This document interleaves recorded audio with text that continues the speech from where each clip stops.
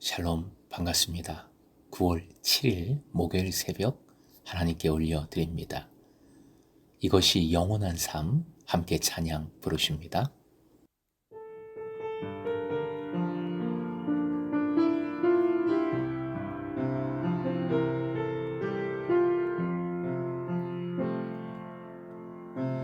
영원한 사귐에 날 초대하시네. 주님을 누리며 사는 것, 날 지으신 대로 날 부르신 대로 주님과 함께 걷는 삶, 이것이 영원한 삶, 이것이 영원한 삶, 참 하나님과 그 아들 가는 삶, 이것이 영원한 삶, 이것이 영원한 삶. 내가 주 안에, 주는 내 안에, 이것이 영원한 삶, 이것이 영원한 삶. 내가 주 안에, 주는 내 안에 늘 거하는 삶.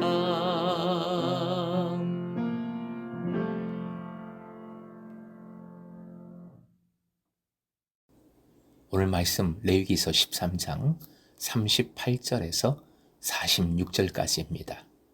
오늘 저녁 8시 반에 사랑방 소그룹 리더 단 모임, 리더, 부리더, 리리더 함께 다 온라인으로 모입니다.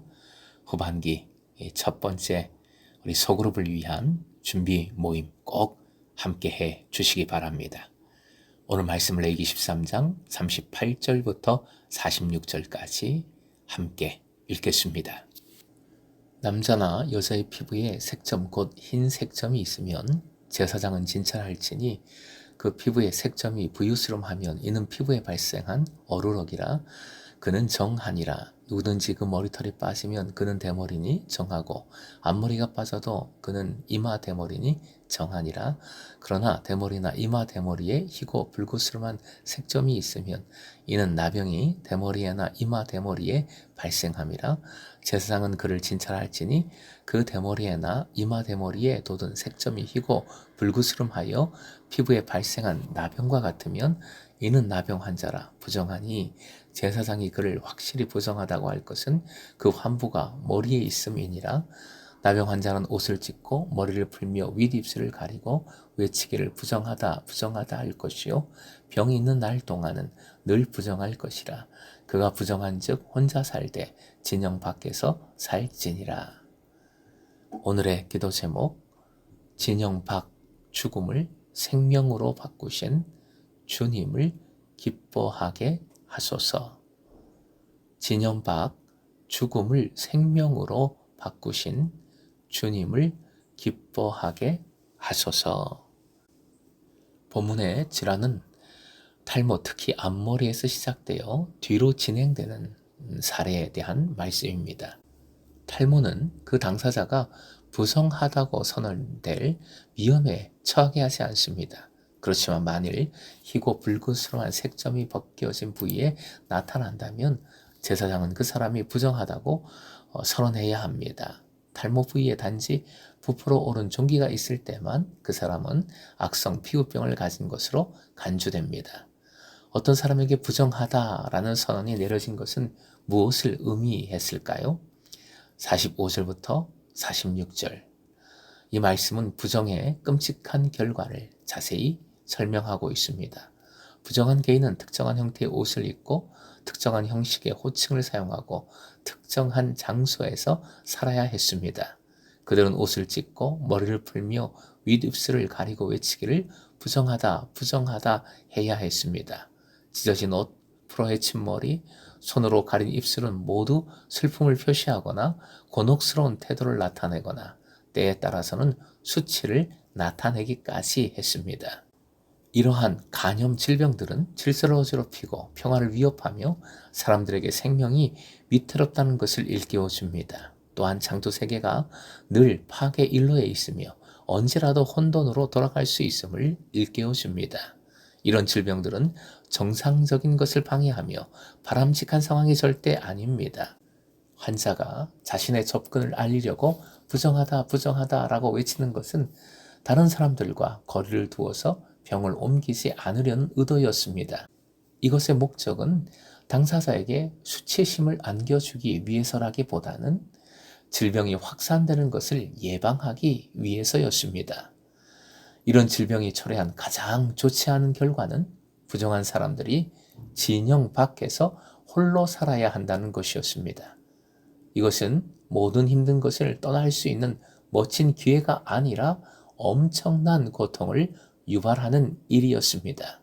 이것은 아픈 사람들이 가족과 친구는 물론 예배 때 하나님께 다가가는 것을 포함한 평범한 일상에서 완전히 단절된다는 의미입니다. 진영 밖의 삶은 하나님의 임재로부터 가장 멀리 떨어진 삶이며 따라서 언약의 복을 누릴 수 없는 것을 의미했습니다. 이런 삶을 선고받은 사람과 그 가족들은 차단으로 인한 두려움을 느끼고 최대한 빨리 추방 생활을 끝내려고 했을 것입니다. 그러나 병이 나아 피부가 재생될 때까지 그들은 꼼짝할 수 없었고 다른 사람들과의 접촉을 단절하거나 적어도 심각하게 제한했습니다. 제사장들은 희망도 치료도 제공할 수 없었습니다. 그들은 질서 정연한 삶의 관리자이자 창조 세계의 수호자였기 때문에 그들의 유일한 선택은 창조 세계의 질서를 위협하는 모든 것에 접근을 막는 것뿐이었습니다. 이 모든 상황을 감안할 때 이런 감염 질병의 특징은 죄의 본질과 작용에 관한 비유로 볼 수 있습니다. 이것은 이 병에 걸린 사람들이 다른 사람들보다 더 큰 죄인이란 말이 아닙니다. 부정은 도덕적인 부정이 아니라 제의적인 부정이며 이 병에 걸린 모든 사람이 죄가 있음을 뜻하는 것이 아님을 우리는 반드시 기억해야 합니다.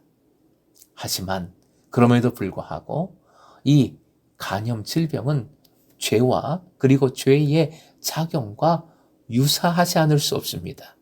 처음에는 거의 인지하지 못하는 피부병처럼 죄도 처음에는 대수롭지 않게 보일 수 있지만 점차 진행되면서 존재 전체에 영향을 미칩니다. 인간에게 죄는 절대로 치유 불가능한 것이며 하나님의 임재와 동료 인간과의 온전한 교제를 차단합니다. 반대로 하나님께서는 이 죄를 치유하십니다. 예수 그리스도를 통하여 믿음으로 죄 사함의 치유가 일어납니다. 이를 위해 예수께서 하늘의 진영 바뀐 이 세상으로 오셨습니다. 성육신의 은혜입니다. 세상의 영광이라는 진영 박힌 짐승의 먹이통에 나셨습니다. 이스라엘 민족이 혐오하는 진영 박힌 영문 박 골고다 언덕 십자가에 달리셨습니다. 히브리서 13장 12절 그러므로 예수께서도 자기의 피로 백성을 거룩하게 하시려고 성문 밖에서 고난을 받으셨습니다. 13절도 함께요. 그러함으로 우리도 진영 밖으로 나가 그에게로 나아가서 그가 겪으신 치욕을 짊어집시다. 진영 밖에서 받으신 고난으로 이제 진영 밖은 완전히 바뀌었습니다. 진영 밖은 사망과 단절과 고독의 고통의 자리가 아니라 구원과 생명과 은혜의 자리가 된 것이지요. 그러기에 우리도 오히려 진영 밖으로 나아가야 합니다. 십자가에 동참해야 합니다. 요즘 인싸, 아싸라는 말을 하지요. 세상으로부터의 마치 아싸와 같은 그런 삶을 나는 왜 살고 있는가? 즉 세상에 좋은 거, 영광 이런 거 하고는 상관없는 삶을 살고 있는가? 왜 나는 되는 게 없지? 라고 생각할 수 있습니다.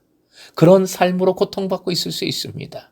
하지만 그런 의심과 원망도 그런 생각도 이제는 바꿀 수 있습니다. 아니, 바꿔야 합니다. 진영 밖에 십자가, 진영 밖에 계신 예수 그리스도의 십자가를 붙들 때에 완전히 변화된 삶을 우리는 살아갑니다.